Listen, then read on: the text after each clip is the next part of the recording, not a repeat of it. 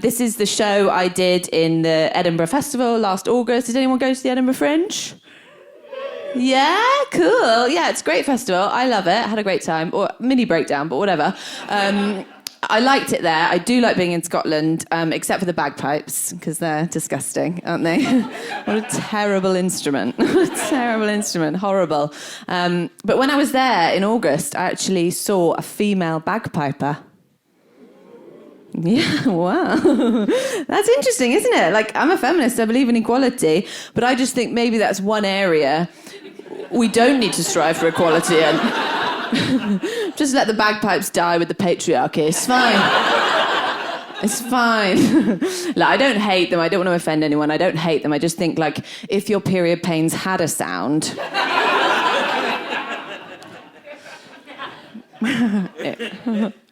So yeah, that was Edinburgh. Did the show there. I called it Smut mainly because I wanted to not catfish people into thinking that the show was going to be anything other than it was. But I also used the word smut because I've been referred to as smutty by reviewers. My comedy has been referred to as smutty. And at first I thought, yeah, that's about right. Like, I know what I'm doing. Like, I'm telling these kind of jokes. Maybe that is my branding. And then I looked it up in the dictionary and I realised I actually didn't know what the word smut meant. And it actually means showing sexual desire / pornographic, which isn't actually what I'm trying to do. Like, I am telling you about my body, but I'm not telling you about my chronic thrush to get you off. Definitely not. That's not what I'm doing. And I think sometimes men just misinterpret that. If you're talking about your vagina, it must be for them. There must be something in it for them. And I'm like, no, I'm doing it. I mean, mainly because I think it's funny. But secondly, because I think it's quite good to humanise women's bodies and show you them in their most real form. So what I'm going to do with this show is I'm going to spend the next hour telling you about my body, being as honest and open as possible, graphic at times, about my body and my bodily functions. And then at the end of the show, I'm going to go around everybody and ask you one by one if you were turned on at any point during the show. Okay, we'll start with Peter, for sure. For sure. Do a little bonus survey.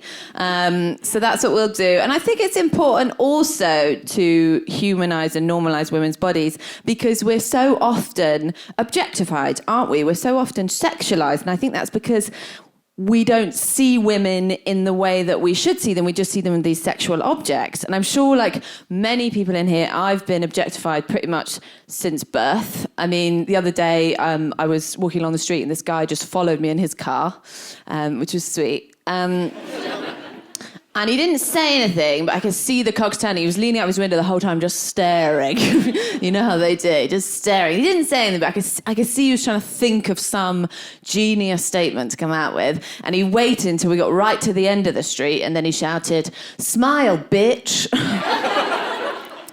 So we had sex. Because that's how it works, isn't it, ladies? That's how you meet Mr. Right.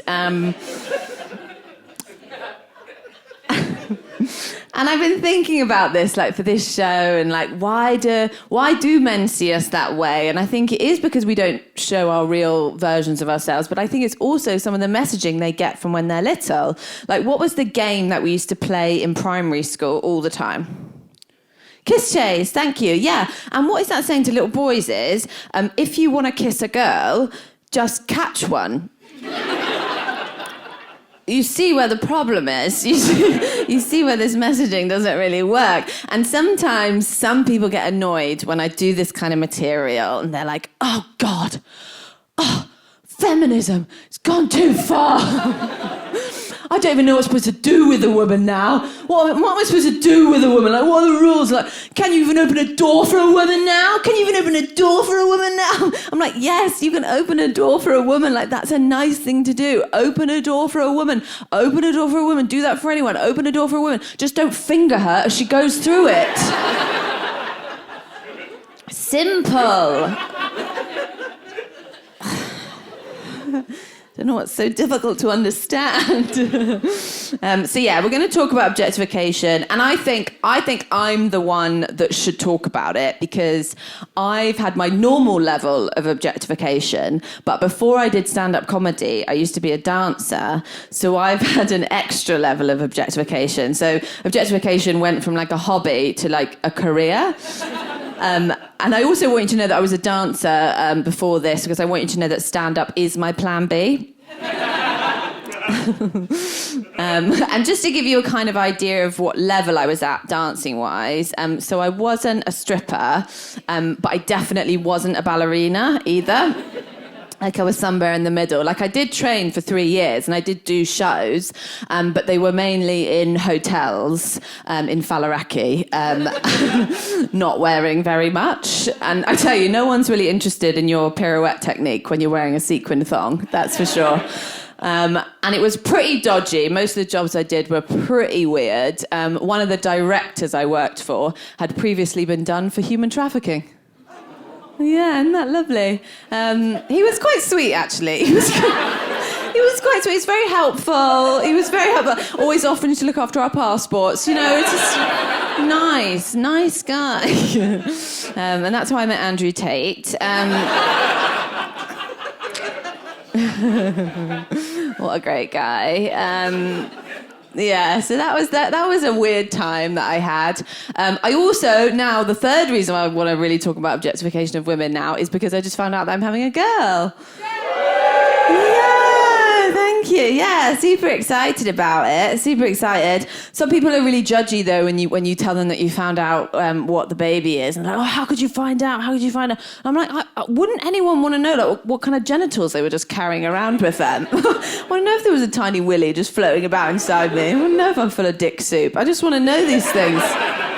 God, I don't know why you wouldn't want to know. And I didn't want to know because I was going to have one of those gender reveal parties because they're bullshit. And they've also got the wrong name. Like, it's 2023, like, gender's a social construct. Like, maybe this baby will decide their own gender in their own time. So you're not really finding out the gender of the baby, you're just finding out the sex of the baby. So it shouldn't be called a gender reveal party, it should be called a sex party. Thank you. Which sounds way more fun, doesn't it? It would be great. It would be like a baby version of Naked Attraction. So much better. Not any of that balloon shit. People also say, oh God, how could you find out? You're going to ruin the surprise at the birth. You're going to ruin the surprise at the birth. You're going to ruin it. I think it's still going to be a pretty surprising day. It's not going to be boring. Some tiny human just karate chops out of my vagina. And it tears me from end to end. And the doctor's not going to come over and be like, oh, okay, I'm really sorry, but I have to sew up your arsehole now. And I'll be like, but I already knew it was a girl. Yawn. So yeah, having a girl, very excited. I'm a little bit worried though, because when I was doing my dancing stuff, I used to do all these other little fill-in jobs in between my amazing contracts. And you didn't have a very good skill set, so the options were quite limited. And one of the things I used to do, I used to work as a Disney princess impersonator at children's birthday parties. So I've seen little girls at their worst, and I'm scared. I'm scared. I do just feel now that any kid that wants a princess party for their birthday is inherently a cunt. Yeah, it was horrible. Worst job I've ever had. Worse than the human trafficking. Worse. Honestly, it was horrible. I had to play all the blonde princesses. So like Cinderella, Rapunzel, Camilla Parker Bowles, like whatever the little shitbag wanted. And they make such a big deal out of it. Like, they really believe that you're that princess, and you have to wear the big dress, have your hair and makeup done. Then they put the music on from the film, and you have to glide in. To rapturous applause, hysterical crying, dad boners. It's really magical. And you have to take a lot of shit. Like, the birthday girl is basically your boss. So she tells you what to do all day, and you just have to take whatever she says to you. And one of these little bitches said the worst thing anyone has ever said to me, even since at one of these parties. She comes up to me, and she's like, we're playing, having a nice time. I bend over, she looks down my top, and she says to me, Cinderella, why do you wear a bra if you don't have any boobies? So I told her she was adopted. Body shaming me. What a virgin. I'm going to be a great mum. But these kids were so rich. The parties were so opulent. One party I worked at, they had an actual VIP section that not all of the kids were allowed into. I swear to God, like a proper VIP section as well, with like a velvet rope, a guest list, buckets of cocaine. It was insane. But after a while, I started to warm to these baby Tories, and I thought, that's a risky one. Didn't used to be.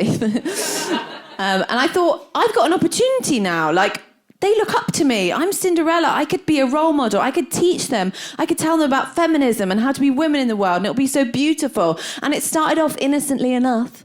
You know, just be like, heads, shoulders, equal pay, equal pay. But then it kind of escalated.